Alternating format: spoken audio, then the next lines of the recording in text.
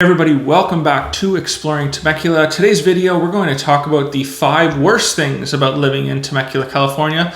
Obviously, this channel is all about everything Temecula has to offer and how great of a city it is, but there are some things that I need to disclose for people especially that live out of state or are not familiar with Southern California. For some of you, these are going to be obvious. But again, I need to give the good, the bad, the ugly on this channel, and especially for the people that are relocating or moving that have really no idea, what Temecula is all about, and they're moving simply because maybe the weather or they have family here. There are some negatives, and this video is going to get into those. If you're interested in Temecula, this is the channel for you. We do 1 to 2 videos every week about Temecula and the surrounding area. We have home searches now in every one of our videos in the description. We have home values now in the description. We are licensed as both a real estate brokerage and appraisal company, and we have been working Southern California for many, many years. So we're very familiar with this area. If you have any further questions, please don't hesitate to reach out. Even if you're just coming on vacation, we'd be glad to help you. So thank you very much. Let's get into the video.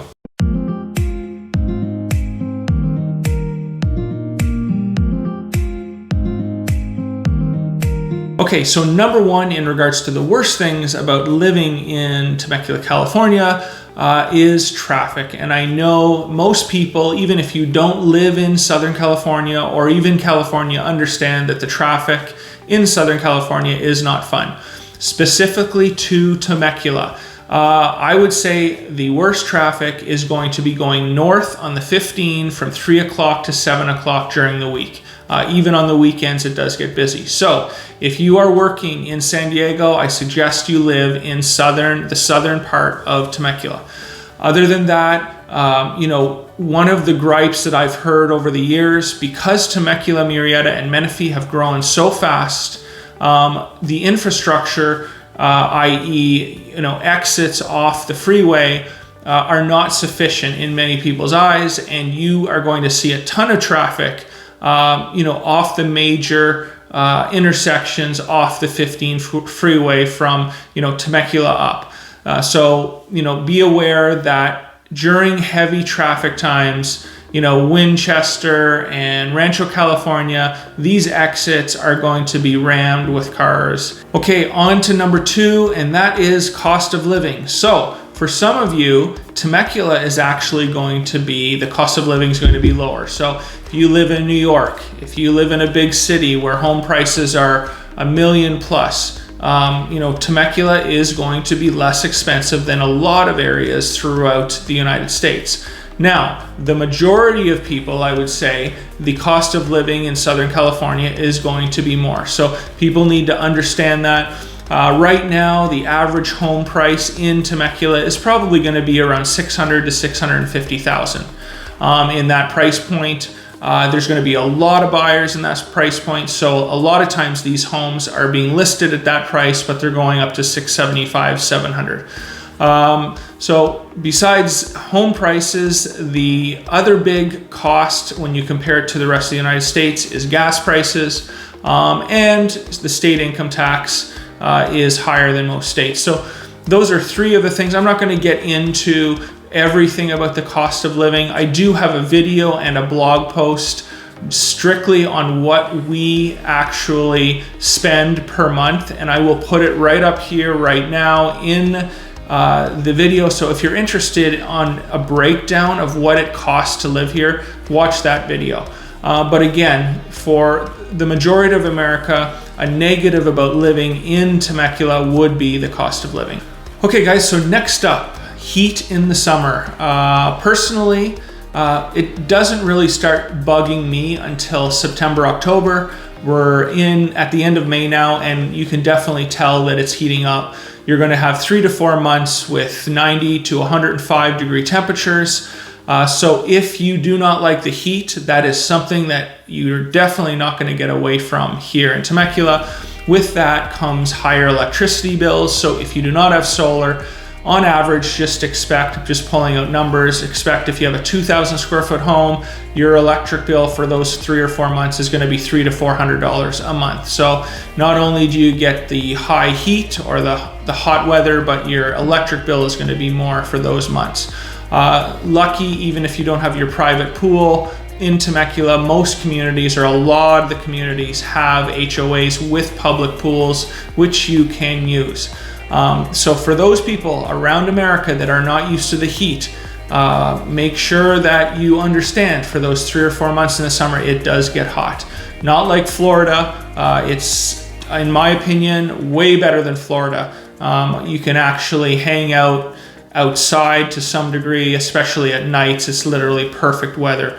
One of my favorite things to do in the summer when it does heat up is as soon as the sun goes down, it is absolutely perfect patio weather, barbecue weather, shorts, t-shirt, and you could hang out on your patio or in a restaurant on a patio, till 10, 11, 12 o'clock at night if you wanted to, in a t-shirt and shorts. Okay, so next up, housing demand. And I know many people throughout America have seen this in their towns or in their cities. Demand seems to be up across the board all over America. Specifically in Temecula, what I am seeing, a lot of people are just moving from the bigger cities. Number one, they're probably getting a good offer or a good amount of money for their homes in Los Angeles and places in Orange County and San Diego. And they are realizing that, they don't want to be in the city for whatever reason. Probably a lot has to do with what's gone on over the past year. But why would you not want to sell your home, come to a city that's safe, has great school districts, has lots to do, is centralized, and pay half the price or 1/3 the price of what your home is worth in the cities throughout Southern California? So that is obviously one of the reasons that not only is the demand high in Temecula, but the demand being so high is having homes bid up. It just seems like yesterday where the average home price was $500 and now it's $650. So one of the things that you are going to come across, and it is going to be frustrating if you plan on moving to Temecula, and is definitely one of the worst things right now about living in Temecula, is the demand for housing and how difficult it is to either buy a home or rent a home in this market. Okay, everybody, last but not least, number 5 on the worst things about living in Temecula is employment. Personally, I don't know the exact statistics on this. All I know is many people commute either north or south or to Orange County for work. In regards to Temecula, you do have the wineries. There are schools here. There are hospitals. There is the casino. So there is employment. What I don't know, and what you will have to find out for yourself, is do these jobs support your lifestyle living in Temecula? Paying your rent or mortgage, doing the activities that you want to do. That's something that you have to find out for yourself. All I'm telling you is from, what I've heard and what I know, that employment is not, you're not coming here generally because employment or jobs are flourishing and you're getting paid astronomical wages.